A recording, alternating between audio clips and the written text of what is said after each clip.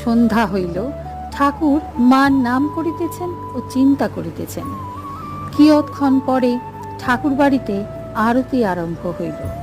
শ্রাবণ শুক্লা দ্বাদশী, ঝুলন উৎসবের দ্বিতীয় দিন। চাঁদ উঠিয়াছে।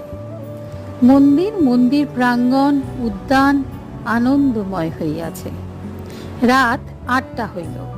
ঘরে ঠাকুর বসিয়া আছেন, রাখাল ও মাস্টারও আছেন।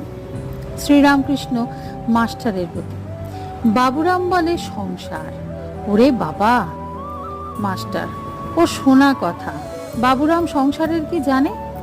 শ্রীরামকৃষ্ণ, হ্যাঁ তা বটে, নিরঞ্জন দেখেছ, খুব সরল। মাস্টার, আজ্ঞা হ্যাঁ, তার চেহারাতেই আকর্ষণ করে। চোখের ভাবটি কেমন?